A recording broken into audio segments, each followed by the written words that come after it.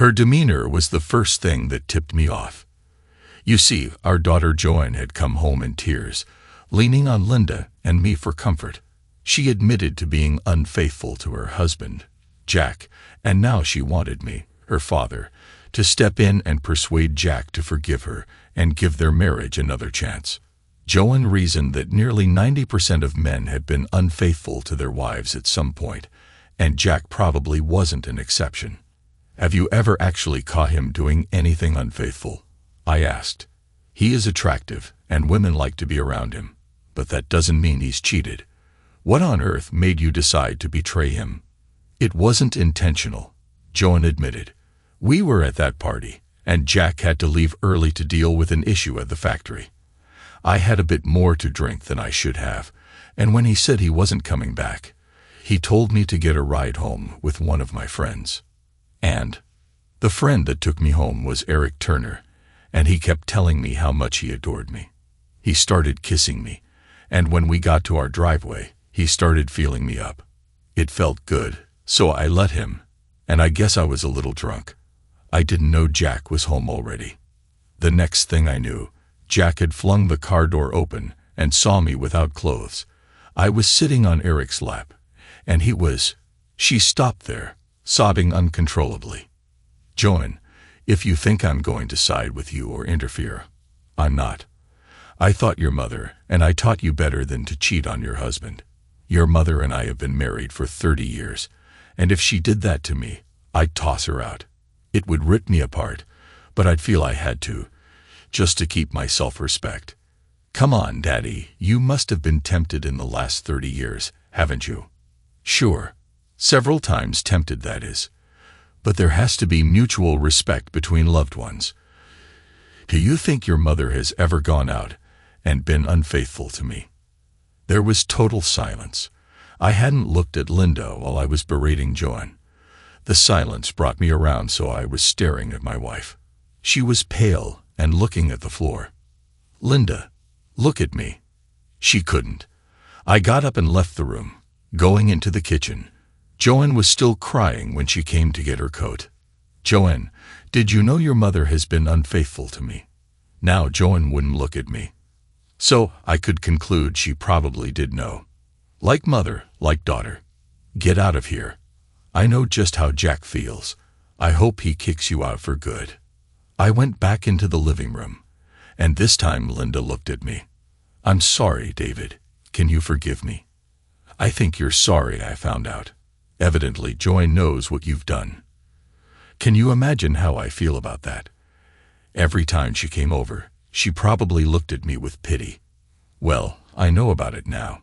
So, all we have to figure out is what is going to happen next. Can't we go on just like we have been? I still love you. I can't.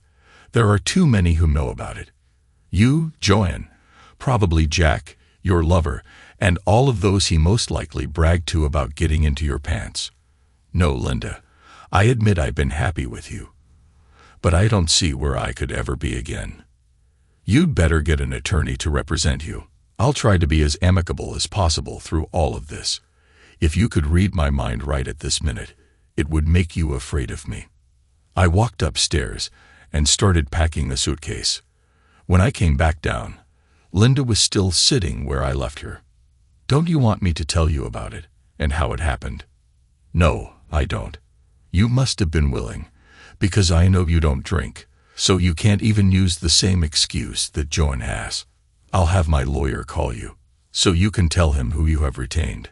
God, Linda, I admit I have been happy with you, but I don't see where I could ever be again. You'd better tell Jason. Joan most likely will, but he'd better hear it from you.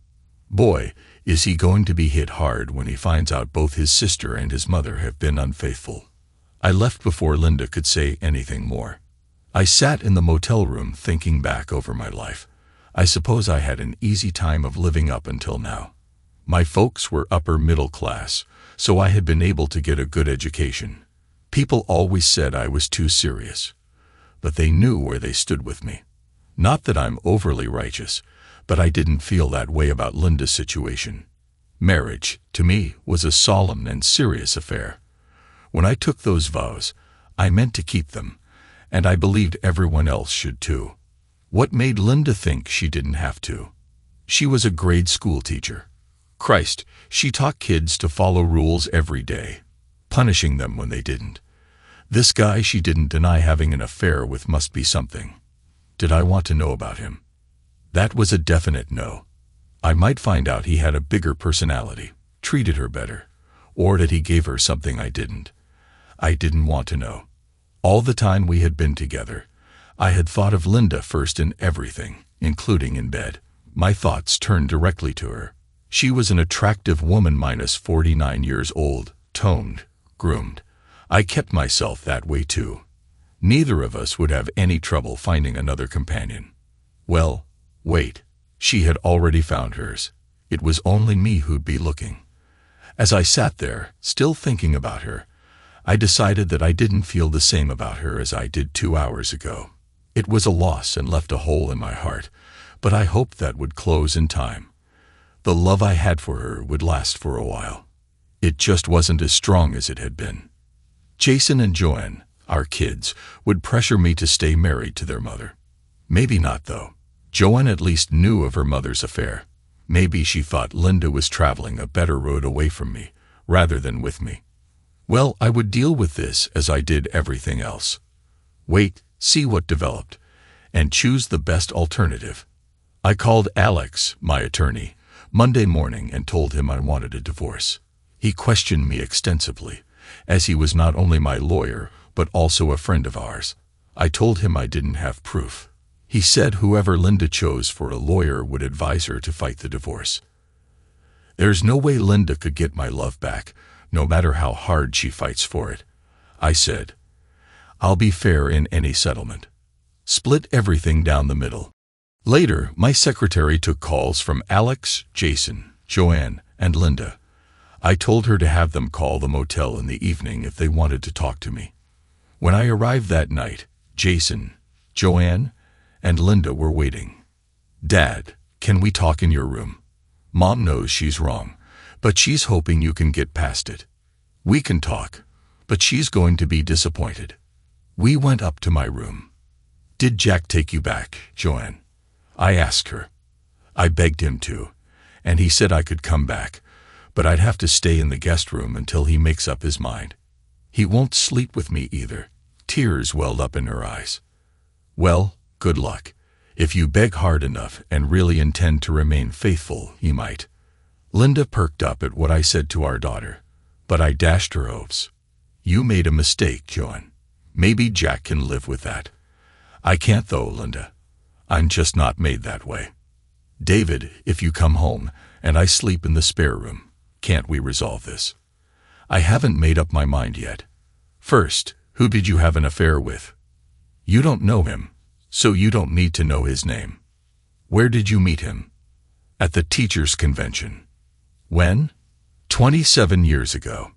How many times have you been in his bed? I'm not going to answer that. Haven't I told you enough? I admit I had sex with him. What more can I say? I stared at her. Then the thought struck me. There was a teachers' convention every year, and Linda went to them all. So you've had sex every year for the last 27 years with him at the convention. Is that right? Her head shot up at that. Not every year. If you must know, I missed 2. It looks like I'm going to miss this year too. I'm so ashamed of all of this. I didn't realize what it looks like until it's been brought out into the open. David, come on. You were never hurt by this. Remember the great sex we had when I got home from the convention. Both Jason and Joanne were conceived during those sessions. I felt like she had stabbed me. Or they were conceived a few days before you got home. That looks like a distinct possibility. Her face paled. We took precautions. It did not happen. Jason and Joanne are yours. You have to admit I have reason to doubt you. Right now, I don't even know why I'm talking to you. I've got a cheater for a wife, and you want me to forgive and forget. Bullshit. I turned to Jason. I hope you are my son. I don't know what I'd do if you aren't. What about me, Daddy? I'm your kid too. I know I am, Joan said, her voice trembling. Well, Why don't you act like it then? Joanne, you know I love you, but what you've done to Jack breaks my heart. I'm sorry, Daddy. Please talk to Jack and make him forgive me. I promise I'll be true to him forever. Okay, Pumpkin. I'll talk to him. You two kids go along now. I want to talk to your mother. I'll see that she gets home. I got a hug from Joanne and a handshake from Jason. Linda sat very still on the bed, watching them leave. Once their car disappeared from the parking lot, I turned to my wife. They're great kids. I hope Joanne does what she says she will. Two cheaters in the same family would be too much, even if the kids aren't mine. I love them. David, stop calling me a cheater. 3 nights out of a year does not make me one.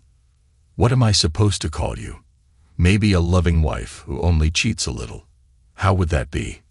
You might as well take me home if all you're going to do is call me names. We've always been able to talk without being nasty to each other. Okay, I'll try. But you have to know how I feel about this and realize how much you've hurt me. I didn't realize before, but I'm beginning to. I was crushed when Joanne came and told me what she had done. She and Jason knew about me. I thought her knowing about me would keep her from doing the same thing. How long have they known? 2 years ago, they came to the convention to visit. They found a man in my room, and I couldn't cover up what we had been doing. I made them promise to never tell you. As far as they know, I haven't had him in my room since. What should I know about this man? If you've been cheating with him for 27 years, he must be really something. David, I was 22 when I met him. Teachers flirt just the same as any other group. He and I were flirting, and it got out of hand. It happened, and we had sex. This occurred the last night of the convention that year. I came home, and you and I had wild sex. Shortly after that, I found out I was pregnant with John. The next year, I didn't go to the convention because Joan was a baby. The year after that, I spent all 3 nights with him. I missed my monthly after I came home, and Jason was born. I honestly don't know who the father is, but if you saw him, you'd know both are yours. I didn't go to the convention the year Jason was born, but I have been with him every year since. Why? What is the attraction? It isn't the actual being with him. It's the excitement as convention time gets closer. I'm going to be doing something that nobody would approve of. Nobody would expect it of me either. You didn't. The kids didn't. They think I stopped when they caught me. Christ. Last year I almost went wild thinking you might bust down the door because they squealed on me to you. I stared at her, this woman I thought I knew so well. She had just told me that I didn't have all of her. Her mind, her thoughts, her body. With me out of the picture, maybe it would be 10 times more exciting for her. Let's see, I said coldly. You've been in bed with him 75 times in the last 27 years. You want me to forget all of that? Come on, get your things. I'll take you home. This is the end of us, isn't it? You are a good man, David. I'm truly sorry I haven't lived up to your expectations. You wouldn't know what it's like unless you've been in the same situation. I'm sorry you've missed that too. It makes you so much more alive. Linda was killing whatever love I had left for her every time she opened her mouth. I looked at her with disgust. It didn't seem to bother her. Maybe she felt she wasn't a cheater. I could think of other words, but none of them mattered anymore. I talked to Jack about John. I told him I couldn't advise him on what to do. Once trust is gone in your wife, you might never get it back, I said. Then I told him about Linda. If she had come and confessed after sleeping with the man the first time, I might have kept her and tried to rebuild the trust. After 27 years of her cheating, it's impossible for me to even consider it. We got drunk that night, and it was me who half carried him home. He slept on the floor, and I slept on his couch. Joanne must have called her mother to cry on her shoulder because Linda showed up for breakfast in the morning. She lit into me, having a screaming fit about how I wasn't helping to fix things between the young couple. I just got up and left without saying a word. Weeks went by. Jack eventually let Joanne back into his life. I was glad for them. A few months later, Joan told me she was going to have a baby. Both she and Jason kept close watch over me. They were uncertain whether I was truly their father or not, but it made me feel good that they wanted me to be the one. We grew closer. Jason found a girlfriend, a lovely young woman. They made a cute couple, and they were deeply in love. I looked forward to her being my daughter-in-law someday. As for Linda, I saw her rarely. Whenever we met, I went out of my way to be civil to her. Jason later told me she didn't attend the teachers' convention that year. It doesn't matter to me either way, I replied. Linda and I split our assets fairly during the divorce. The house, where I had spent so many happy years, was sold. I didn't bid on it. I thought living there would only remind me that when Linda was with me, her mind might have been elsewhere, thinking about him. Joanne and her mother talked often. One day, Joan revealed to me that Linda's lover was also married with a family. They had made a pact to never contact each other during the year, saving their meetings exclusively for the annual convention. It was a twisted arrangement, but it explained everything. Despite the divorce, there were times when the pain of Linda's betrayal came back to haunt me. We had 3 restaurants we frequented as a couple over the years. The first time I saw Linda there with another man was crushing. I managed to speak politely when introduced to her date, but it was an uncomfortable situation. When the evening ended, I was glad to escape. Oddly, I hated her more in that moment than I had throughout the entire divorce process. It was different, however, when I took a teacher she worked with to dinner at the same restaurant. We were seated next to Linda, who was dining with a female friend. She couldn't handle the situation as gracefully as I had. She left midway through her meal, disappearing into the powder room and never coming back. Over time, we stopped crossing paths in public. At family gatherings, we eventually became at ease with each other, but the memory of her infidelity lingered like a shadow, never fully gone. One day, my life took an unexpected turn.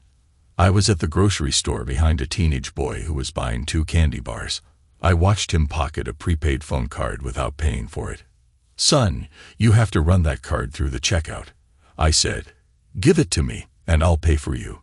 Wait for me, and I'll walk out with you." The boy hesitated but waited for me outside. That's how I met Brian Raymond. When we got outside, I handed him the phone card. "Tell me about it.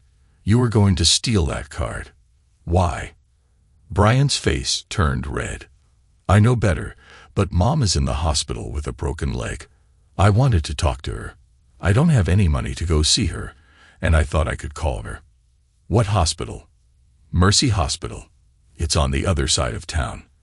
My sister cries every night because we know Mom is worried about us, but we have no way to see or talk to her."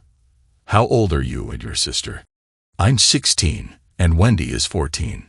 She's really afraid of staying alone, but so far, no one has bothered us. Mom won't be home for another week or more, from what we've heard." These kids were clearly up against it. "Where is your father?" I asked. "He was killed in Iraq. Mom is waiting for the government to send us money. I just hope it comes before we lose our apartment. Would you like me to take you and your sister to see your mother? I can't tonight, but I can tomorrow if you want." "I don't know. Mom doesn't like us talking to strangers." "Why don't you call her? You can tell her my name.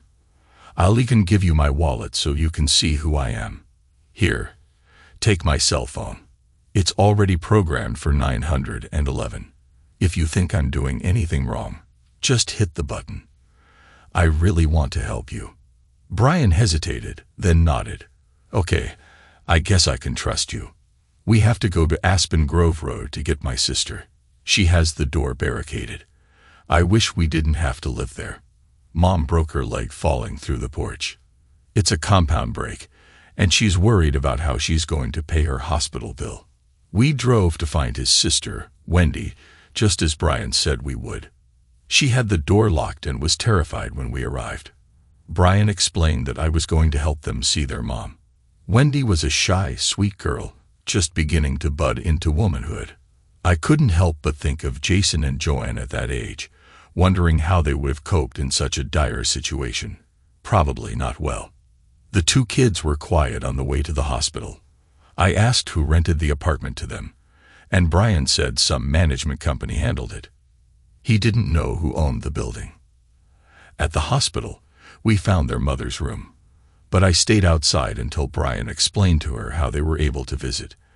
After a few minutes, she asked to meet me. That's how I came face to face with Kathy Raymond. Kathy appeared to be about 10 years younger than me. Lying in the hospital bed, she had an air of quiet dignity despite her evident struggles. Her raven black hair was being combed by Wendy as she talked. "Thank you so much," Kathy said. "I worry about Brian and Wendy every moment I'm stuck here, unable to do anything. Wendy's so scared living where we do. It's the worst place imaginable." "I'm David Collins," I said. "I have an empty camp that's livable and in a better section of town. It's rustic, but has everything you need. It sleeps 8 people comfortably, with 2 bunk rooms and a kitchen-living room combo. My family uses it as a getaway. You're welcome to stay there until you get back on your feet." "How much would it cost?" "I don't have any money, and I always pay my debts. It'll take me forever to pay off the hospital as it is." "Nothing. I don't have many expenses, and helping you won't hurt me at all. If you want, I can keep track of what I spend, and we can discuss it when you're in a better financial position." "Why are you doing this for us?" she asked, her voice filled with suspicion, but not malice. "To be honest, I don't know," I admitted. "When Brian told me about your situation, I decided to help. I raised 2 kids of my own, and I'd like to see yours take the right path." Kathy studied me for a moment. "You said you were divorced. Is there anything in your past I should worry about with my kids being so young?" "You're asking if I'm a pervert," I said, smiling slightly. "No, I'm not. You can call anyone in my family. They'd tell you I'm too straight, if anything. That includes my ex-wife." After a moment, she nodded. "Brian and Wendy can give you our decision after visiting ours." "Thank you, Mr. Collins." Brian and Wendy joined me just as visiting hours were ending. Brian spoke first, his voice subdued but steady. "Mom wants to talk to you again before we leave." I went back to Kathy's room. She was sitting up, her eyes tired but resolute. "Mr. Collins, I'm putting my trust in you. Brian told me everything. If you can find a safe place for my kids and help them stay in school, I will be very grateful." "It's settled then," I said. "Tonight, I'll show them the cabin so they can see where they'll be staying. Then I'll get them something to eat, probably fast food, as it's late. They can stay at my apartment tonight. Wendy can have the guest room, and Brian can take the couch. They'll call you before they go to bed so you won't worry." "That sounds perfect. Thank you," Kathy said, her voice trembling slightly. "I feel like I've got no choice but to trust you, but for some reason, I don't feel uneasy about it." "Good. I'll make sure they call you before they sleep," I replied, taking her hand briefly in farewell. That night, Brian and Wendy saw the cabin. Wendy's face lit up when she realized it was in a safe neighborhood, far from the dangers of Aspen Grove Road. They chose a few things they'd like to move in, and then I took them to my apartment. Wendy called her mom before going to bed, reassuring her that everything was fine. The next morning, I looked at the 2 of them. "You need better clothes for school. Let's stop by Target and get you a change of clothes before I enroll you."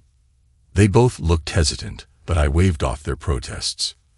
At the store, Wendy picked a modest blue skirt and white blouse, while Brian chose a new pair of jeans and a simple t-shirt. By 10 a.m., I had them enrolled in a nearby school. The process was surprisingly smooth, with no objections from the administrators. Later that day, I called Alex, my attorney. "Alex, I need your help. I need to know who owns the slum tenement on Aspen Grove Road where the Raymonds live." Alex laughed.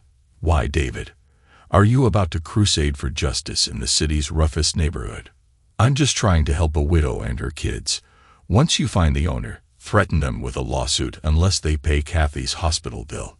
If that doesn't work, tell them I'll have the city inspectors condemn the building. They can decide which option is cheaper. Got it. Alex replied, clearly amused. Anything else? I may also need help speeding up her late death benefits from the government. But let's deal with the hospital bill first. That afternoon, I picked up Brian and Wendy from school. They were excited, both about the safe new place they'd soon call home, and the idea that their mother wouldn't have to worry as much. We headed to Aspen Grove Road to pack their things, using garbage bags since we didn't have enough boxes. As we carried their belongings to the car, a group of rough-looking youths approached. I heard Wendy scream. She was struggling as one of them tried to force her into a beat-up old car. Another had Brian pinned to the ground, punching him. There was a baseball bat by the door jamb. I grabbed it and ran. The first swing connected with a thug's ribs, and I heard a sickening crack. The next blow glanced off another attacker's head, dropping him.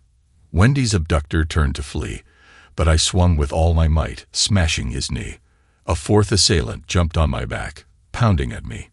Wendy, disheveled and terrified, was trying to cover herself after losing her top in the scuffle. I fought the fourth off as the others scrambled into their car. One of them fired a shot as they sped away. I felt the bullet hit my side, and I went down. Wendy screamed for help, sobbing uncontrollably. Minutes later, police and paramedics arrived. Wendy was still clutching me, her tears soaking my shirt. She only let go when the paramedics assured her I would survive. I told the police to call Jason or Jack to retrieve the kids and my car. Then I passed out. When I woke, I was in the hospital. Joanne was sitting beside me, tears in her eyes. "Daddy, you're insane. What were you thinking, going down there alone?" "How are Brian and Wendy?" I asked weakly. "They're fine. Jason and Jack took care of them. But what about you? You could have died." I managed a faint smile. "I'll be fine. Just make sure the kids are okay." Joanne shook her head. "Wendy and Brian are okay, but you scared them to death. Wendy keeps saying you're her hero. She wouldn't leave until she knew you were going to be all right. Jason took her and Brian to see their mom after they left here. Wendy cried the whole way."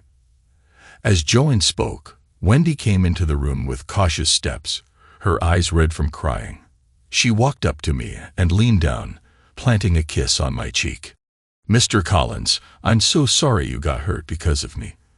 Those boys have been after me for months, but I never thought they'd actually try to grab me. You saved me, and I'll never forget it. You're safe now, Wendy, and that's all that matters," I said, my voice hoarse. "Did my family take care of you? They're good people." "Yes, Joanne stayed with me last night, and Brian stayed with Jason. Your son and daughter are amazing, just like you," she said with a shy smile. Jason walked in next, his face serious. "Dad, what the hell were you thinking? You know better than to go into that neighborhood alone. You should have called me or someone else." "I wasn't planning to fight a gang, Jason," I replied. "I just wanted to help the kids move their things. Things got out of hand." Jason sighed heavily. "Well, you're lucky to be alive. For what it's worth, the guy who shot you died in a car crash while trying to escape the police. The others are in custody with broken bones, thanks to you. I've never seen you like this, Dad. Even when you and Mom were splitting up, you never got physical. I didn't want to fight Jason, but I couldn't let them hurt Wendy. I guess I did what I had to." Jason shook his head, clearly bewildered. "Well, it's all over now. Try to stay out of trouble, okay?" Brian came in next, standing stiffly at the foot of my bed. "Mr. Collins, I called 911 before they knocked me down. Was that the right thing to do?" "You did exactly the right thing, Brian," I assured him. "You and Wendy fought as hard as you could, and it paid off. Your mom's going to be proud of both of you." The hospital staff came in, announcing that I was ready to be moved to a regular room. By then, I was exhausted. After I was settled, I had time to think about everything that had happened. For the first time in a long while, I felt like I had truly made a difference. The next morning, I woke up to a less than appetizing breakfast and a doctor explaining my condition. The bullet had shattered part of a rib, which had to be removed. Thankfully, there were no serious internal injuries. I was told I'd be on a regular diet by dinner and could expect a full recovery. The police arrived to take my statement, assuring me there would be no charges against me despite the injuries I'd inflicted on the attackers. A reporter followed, handing me a copy of the morning paper. The headline read, "Hometown Man Saves Teenage Girl from Abduction or Worse." The article was extensive, mostly quoting Wendy's emotional retelling of the events. It painted me as a hero, though I didn't feel like one. There were crime statistics about the neighborhood, interviews with witnesses, and photos. A shot of Wendy hugging me while I was unconscious, one of Brian being treated by a medic, and a montage of the apprehended attackers. As I handed the paper back, I said, "I just saw a chance to help someone, and took it. Maybe someone else will be inspired to do the same."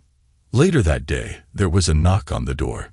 Kathy Raymond entered in a wheelchair, her leg in a cast. She smiled warmly as she rolled closer. "Mr. Collins, when you set out to protect me and my kids, you go all out, don't you? I don't even know how to thank you." "You don't have to," I replied. "Just focus on getting better. Your kids need you." Kathy's eyes filled with tears, but she quickly wiped them away. "I'm so glad we trusted you. You've done more for us than anyone has in a long time." Another knock interrupted us, and Linda walked in, looking concerned. "David, how are you?" she asked softly. Without waiting for an answer, she leaned down and kissed me on the lips. "Damn you, David. If you're going to save the world, can't you pick safer ways to do it?" I laughed weakly, despite the pain. "Linda, meet Kathy Raymond. It's her kids I was helping when this happened. Kathy, this is my ex-wife, Linda." The two women exchanged polite greetings, though I could sense the tension. Kathy eventually excused herself, leaving Linda and me alone. "David, you've always had a way of surprising me," Linda said. "But this is something else. I hope you know how proud the kids are of you. Even Jason can't stop talking about it." I nodded, appreciating her words but eager to change the subject. "So, how's life at school?"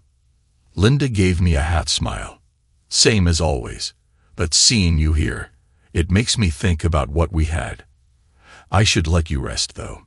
Take care, David." As she left, I couldn't help but reflect on how far our lives had diverged, and how much they still intersected. The next few days brought a whirlwind of visitors, phone calls, and unexpected developments. Kathy wheeled herself into my room frequently, sometimes accompanied by Brian and Wendy.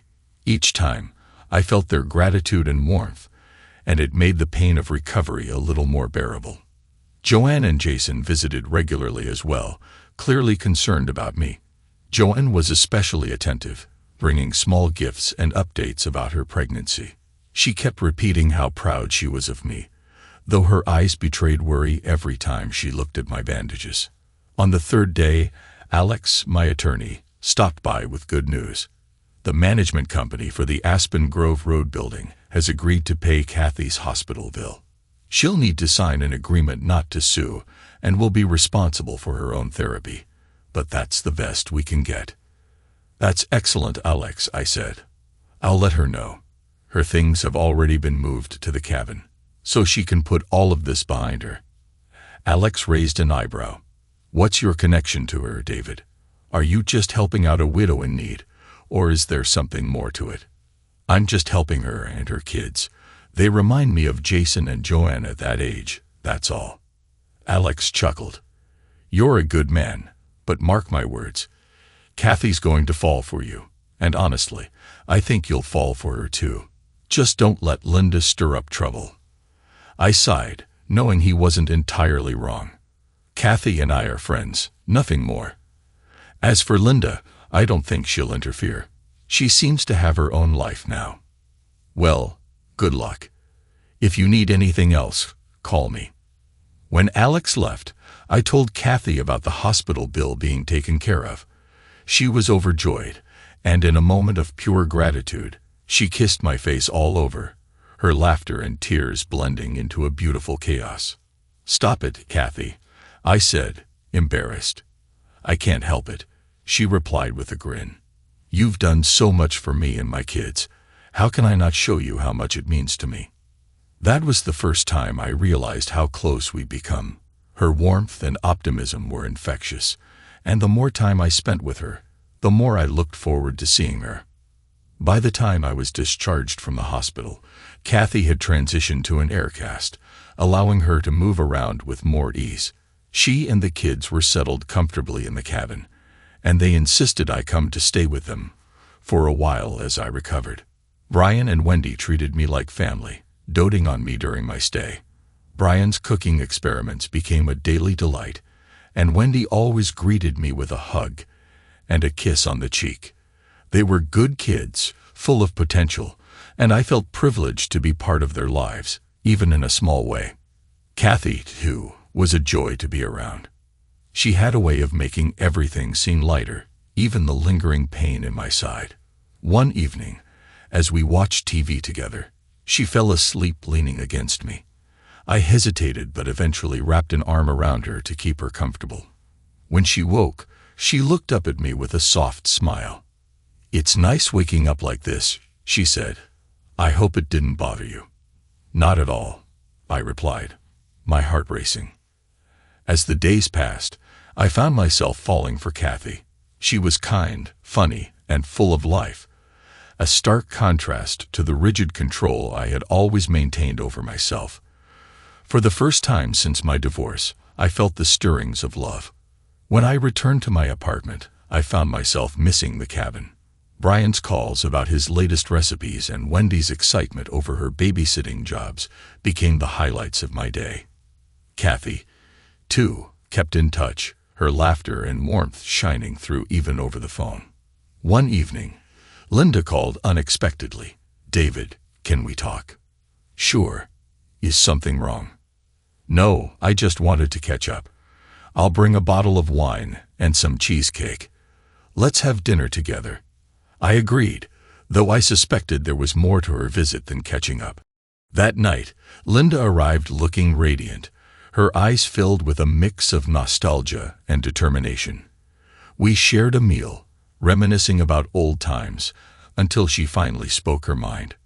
"David, I need to know if I made a mistake 27 years ago," she said bluntly.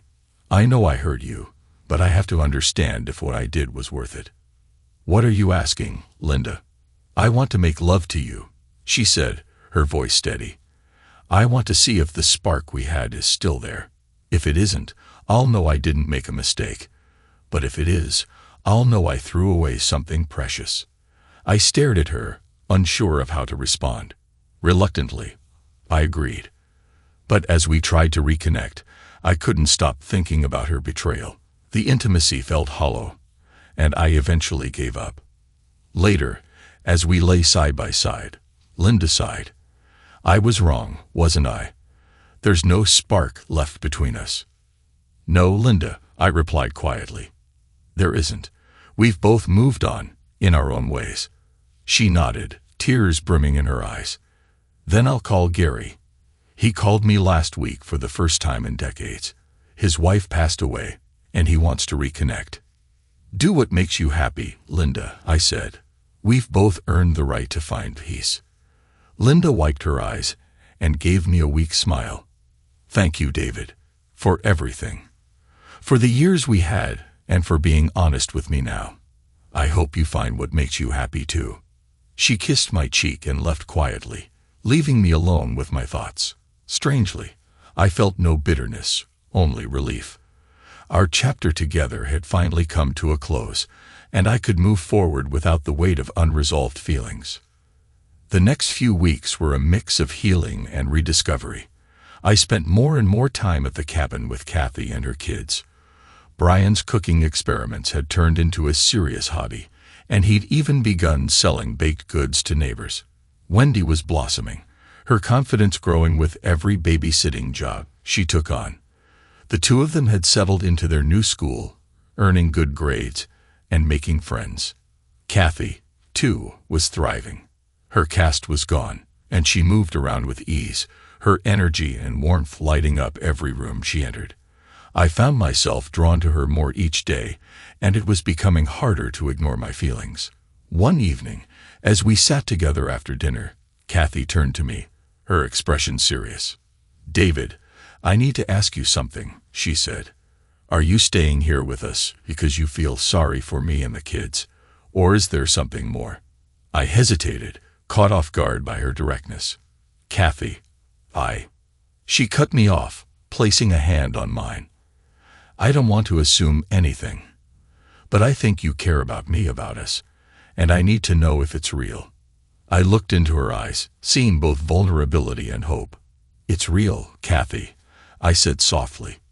"I've been trying to deny it, but I can't. I care about you, more than I should, maybe. But I don't want to rush you, or the kids, into anything you're not ready for." Kathy smiled, her eyes shining with tears. "I've been waiting for you to say that. David, I care about you too. More than I thought possible after everything that's happened. The kids already see you as part of our family. I do too." In that moment, the distance between us dissolved. I leaned in, and we kissed, a tender, heartfelt connection that felt like the start of something new and beautiful.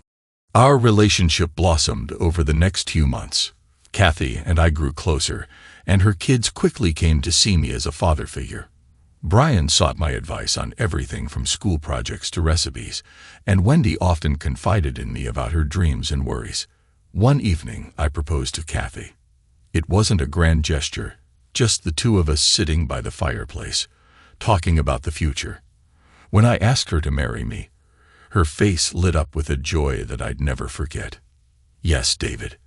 1,000 times yes," she said, wrapping her arms around me. 2 months later, we were married in a small ceremony with just family and close friends. Joanne and Jason stood by my side, their support unwavering. Brian and Wendy were ecstatic, overjoyed to see their mother happy again. As for Linda, she had married Gary and seemed content. She called me one evening, her voice bright and full of excitement. "David, please tell the kids their mother is now Mrs. Gary Brown," she said. "I'm happy, David, really happy. Thank you for everything." Her happiness brought closure to what had once been a painful chapter in my life. With Kathy by my side and a new family to care for, I finally felt like I was exactly where I was meant to be. Looking back, I realized that life has a way of bringing us full circle. Sometimes we lose what we thought we couldn't live without, only to find something even better waiting for us. Kathy and her kids gave me a second chance at happiness, and for that, I would always be grateful. The past still lingered in memories, but it no longer haunted me. It had shaped me, made me stronger, and led me to where I was now, a place of love, peace, and hope for the future. "Life isn't perfect," I once told Kathy, "but sometimes it gives you exactly what you need." She smiled, taking my hand. "And sometimes it gives you even more than that." Thanks to everyone who took the time to listen to today's stories. If you enjoyed it, please consider liking and subscribing if you haven't already. Feel free to share your thoughts on the events in the comments below. Take care.